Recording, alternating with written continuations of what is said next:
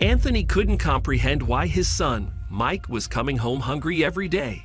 Whenever they sent him to school, he had a lunchbox with him, and there should have been enough in it to ensure the little boy stayed full. To make matters worse, little Mike seemed terrified when his parents questioned him about it. Anthony was worried about the situation and decided to approach the school to find out if they knew what was happening. But the principal was just as unaware of what was happening as Anthony was. They decided to take another approach and questioned Mike's classmates.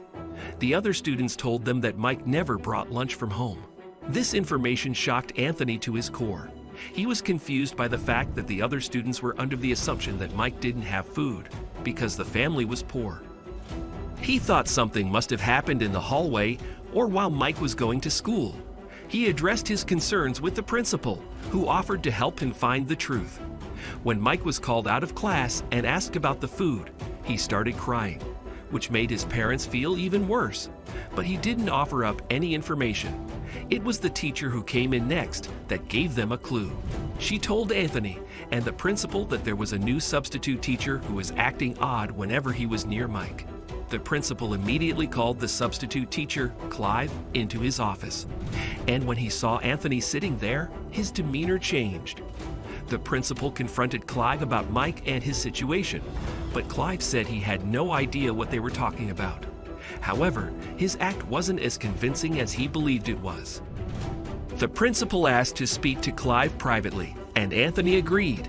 But his suspicions about Clive were confirmed when another teacher, who had come in to comfort Anthony, told him that she felt Clive was up to something. It was clear that Anthony had to act right away, but things didn't go as well as he hoped they would. When Anthony was called back into the principal's office, the atmosphere had shifted. The principal informed Anthony that he couldn't do anything about the situation because they had no evidence. Since Mike refused to tell them what was happening and Clive insisted that he knew nothing, their hands were tied. The pair agreed that they would have to devise a different plan if they wanted the situation to end, but they had no idea what they could do. Over the next few days, the situation seemed to get worse. Mike refused to talk to his parents, making it look like Anthony's visit to the principal worsened matters.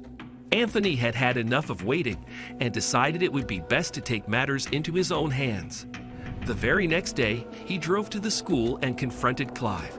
He waited for the class to finish before he entered, and it was clear that Clive was shocked by his presence. But Anthony was in for yet another surprise. When Anthony confronted Clive, the substitute teacher remained calm. But he did tell Anthony that things weren't as they appeared to be. This confused Anthony even more. And after a relatively short conversation, he had more questions than when he first arrived. The situation was getting stranger with each interaction he had with the man. After the two men had their conversation, every single alarm bell in Anthony's head went off. It wasn't what the teacher said that had his suspicions raised, though. It was just that the whole interaction gave Anthony a strange feeling. Anthony wasn't sure what to think anymore, but he was convinced he had to do something about this situation. On his way home, Clive's words kept echoing through Anthony's mind. "Don't worry about it. Everything is perfectly fine with Mike." He said it more than he should have, and Anthony knew it wasn't true. He was very concerned about his son and felt even worse than he did before he went to the school. When he got home, Anthony came up with a fantastic idea. He put Clive's full name into Google, hoping he would get some answers.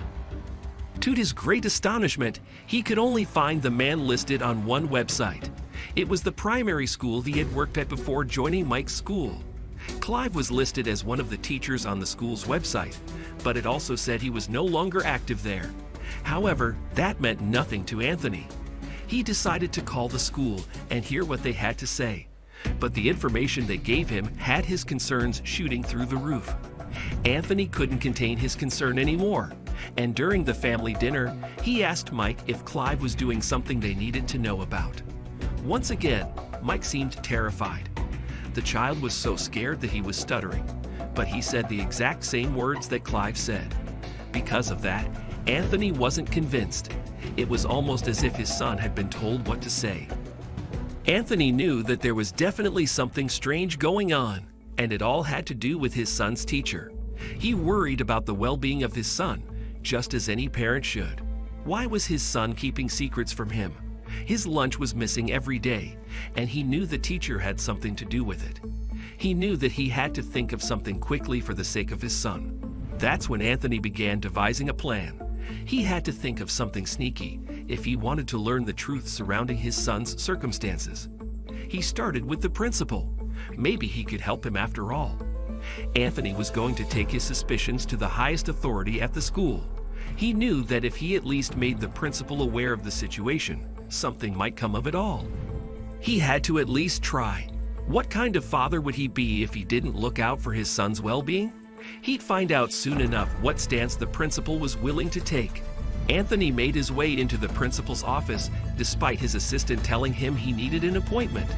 He walked over to the principal sitting in his chair and definitely surprised him. Before the principal could say anything, Anthony said, "Hi, I'm sure you recognize me. I'm Michael's father. I have some complaints about a teacher." Anthony explained everything he suspected to the principal. He looked concerned but then shook his head. Clearly, something was wrong. The principal looked Anthony dead in the eyes and said, "I'm sorry, there's not much that I can do without any evidence." Anthony felt his blood begin to boil. Would he really do nothing? Anthony stormed out of the office with nothing. The principal wouldn't budge on needing evidence. He decided that he would have to take matters into his own hands. If the principal wanted evidence, well, then Anthony would gather up whatever evidence was needed. But he knew he wouldn't be doing things by the book. Anthony was fuming as he went home, but he was already formulating a plan in his head. He knew exactly what would help his son, but he knew it would be very risky. He couldn't think of any other way to go forward. He wished he could have done things differently, but it was already too late. It would have to be a sneaky way of doing things if he wanted to go forward. The next day, Anthony was ready to go forward with his plan. While his son was getting ready for school, he slipped something small into the front pouch of his backpack. His son came down the stairs and ate breakfast before they left together to go to school. Anthony dropped him off, smiling to himself for his shrewdness. The teacher's secret would finally be out. Anthony had put a recording device in his son's backpack. He'd be able to record the entire interaction between his son and the teacher. After dropping him off, he made his way to work. While at work, all that Anthony knew he could do was wait. His boss even asked him why he was smiling the entire time, but it was because he knew that he'd soon have the teacher begging for mercy.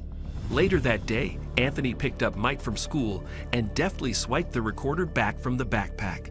He asked his son how his day was, but yet again, he looked sad. That's when Anthony knew that he was doing the right thing.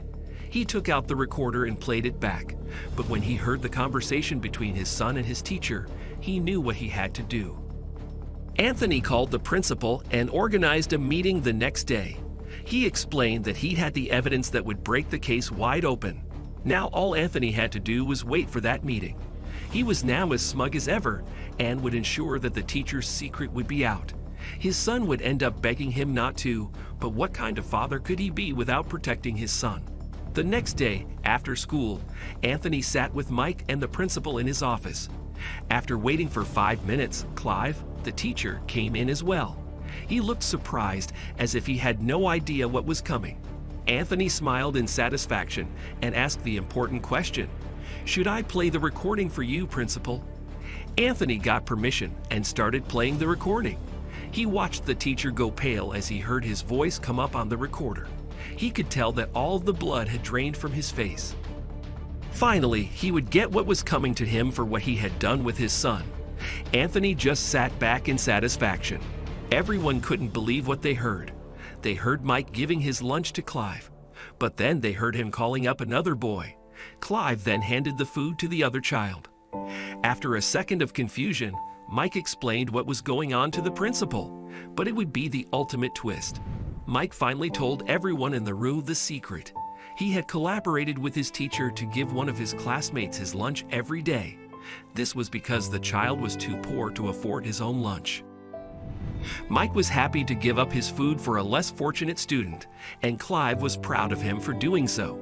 Mike was embarrassed and didn't want anyone to know, but from then on, Anthony packed his son 2 lunches.